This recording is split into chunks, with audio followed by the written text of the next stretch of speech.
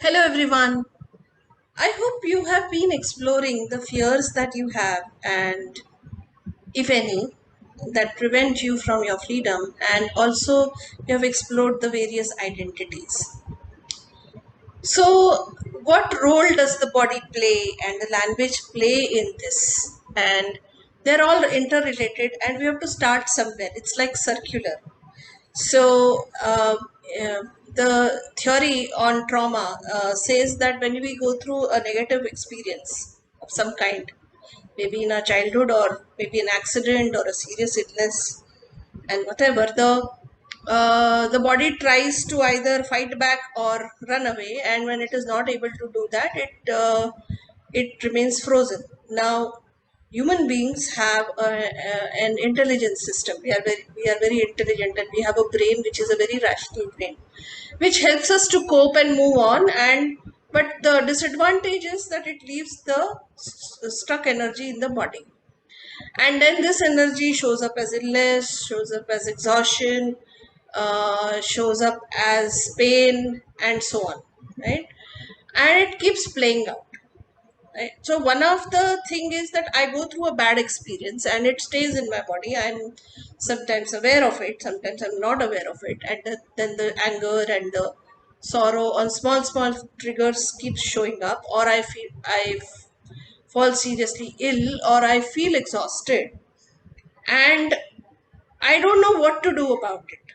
Yeah, and there are many people who come to me with saying that they are either depressed, or they feel a lot of anxiety, or they have a lot of anger issues. Even I have had anger issues for a long time, and they are not able to reduce weight. They are not able to change certain things. They feel exhausted without it doing any work. My understanding has been that it is because of the stuck energy. And I wonder, I have also wondered at studies and saying, how do you change this? What do you do? So, one of the things that we can do is when those emotions arise, okay, and if we are able to see them. So, initially, we will be able to see them after they have arisen. I have lost my temper, I have got angry, I have shouted at somebody, and then I realize that I'm angry. But if I keep paying attention, there will come a time when I will notice it just before I'm able to blow up. And at that moment, if I notice my body would be doing something. It would either be tightening its fists, or there would be tightness here, or there would be tightness in my feet, or something would be happening. And if I do that in slow motion, maybe I do this like this, or I do it in this way, or if I do it in slow motion, then there is a possibility that the body will shift. It's the same thing when I'm feeling anxious. When I'm feeling anxious, there will be a restlessness in my body. There may be tightness in my chest. So, can I take a nice deep breath and release that anxiety and see where the body moves? Now, this is not so easy because when we are in the grip of emotion, we don't have the time to be self aware. So, it takes practice. It takes a long practice. So, what if I was to get up in the morning and just stand and feel the support of the earth, and then expand my hands and my legs and move my fingers a bit, and imagine me being in a happy, free, open movement. Of course, we are this is fiction, this is not the reality, but when we keep doing it, at some level the body starts to feel safe, and as it feels safe, it releases all the excess energies, and the more energies it excess energies it moves, the more settled and calm it becomes. The more calm your body is, the more your language will be calm, more your voice will be calm, more your breath will be slow. So this is like a cyclical process, it's like the chicken and the egg story. We don't know what came first. So what came first is, instead of bothering about that, we can start from whatever makes it easy. So if standing next to a tree calms you down, you could do that. If you're looking at a favorite picture calms you down, you could do that. Listening to a particular sound calms you down, you could do that. If just standing and listening to your breath calms you down, then you can do that. Once you do that, then you are more in a place from where you can actually bring about a change. So if you are like, there are a lot of problems happening and you're feeling extremely restless, oh, I need to do this, oh, I need to do that, can you sit for a few minutes, breathe? Your body will automatically start looking at what does it need to do. Okay.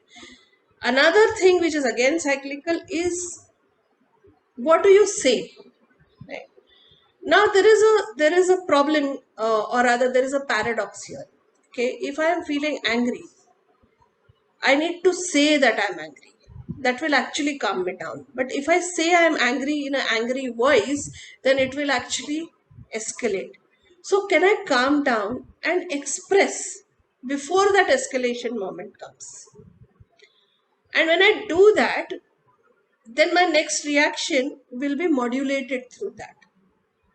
You know, when I don't do that, so it's again that chicken and egg stuff, that where do I start? So maybe you could start with really observing and really being in touch with the body, or maybe you can start with expressing something, in a forcing yourself to lower your voice and expressing and seeing what happens to your body.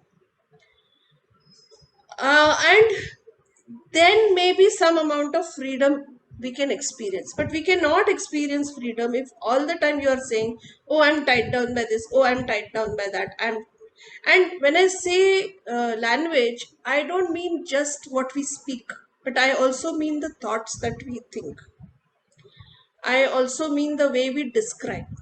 So one of the things in codependence especially is that it's a that the more you focus on what you want rather than what you do not want, the more on control you would be. So instead of saying I don't want to fall in, can you say I want to be healthy? Instead of saying I don't want this person to behave like this with me, can you say how would you like this person to behave with you? How would you like to feel? What is it that you want rather than what is it that you do not want? It's very very important, because I have seen that a lot of time, people, especially people who are grappling with anger issues or people who are feeling depressed, or are likely to say, I don't want this depression to continue, I don't want to feel miserable, I don't want to get angry. But the minute you say that, you are actually tuning the system to anger, to depression. And I'm not saying it's not real. If you're depressed, you're depressed. There's no question about it. But can you start saying, I want to be happier. I want to do things differently. I want to engage more. You may not start engaging more next day, but your body, your system will start releasing whatever it is that is coming in the way. Similarly, what do we say about ourselves? So,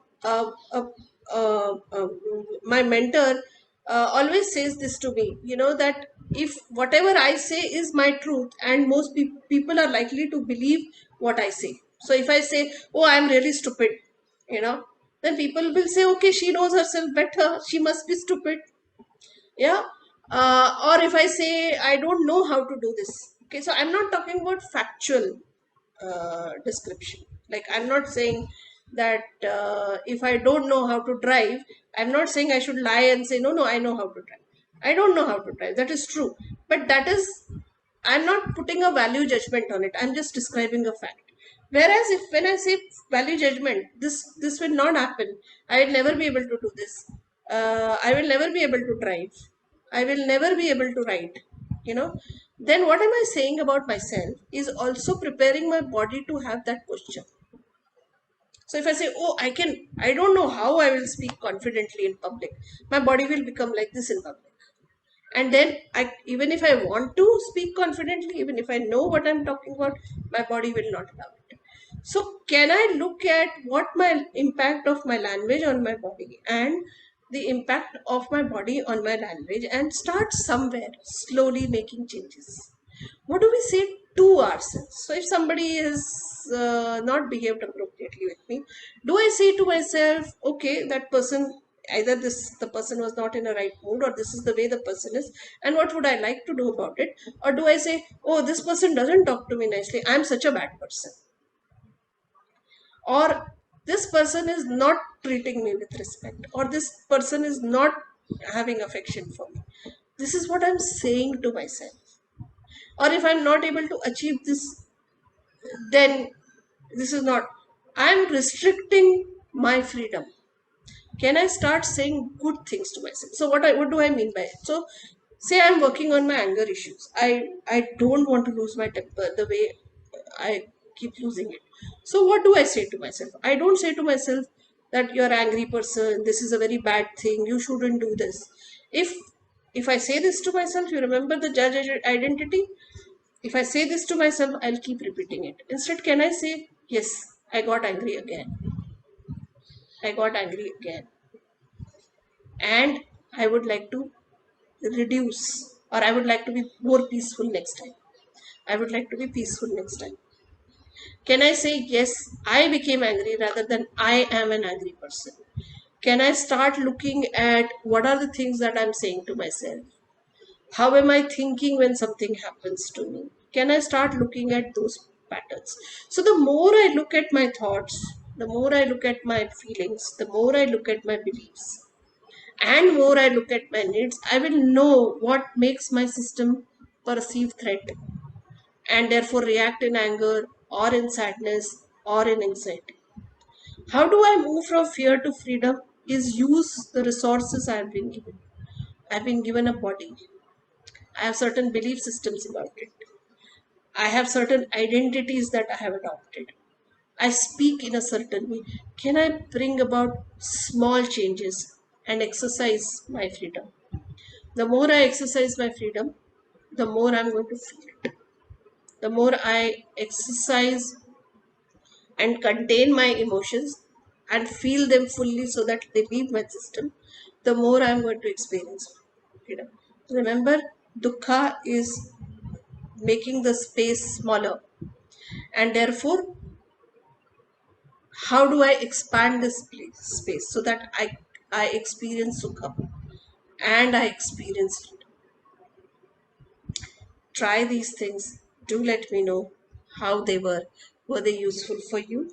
And tomorrow we'll talk a little bit more about exercising control and exercising influence.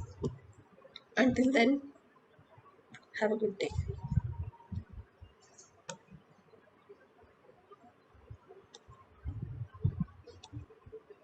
Help Talks are daily health related talks held at Health Education Library for People, Mumbai, India. For more information, visit www.healthlibrary.com. Subscribe to Help Talks channel. Be better informed about your health.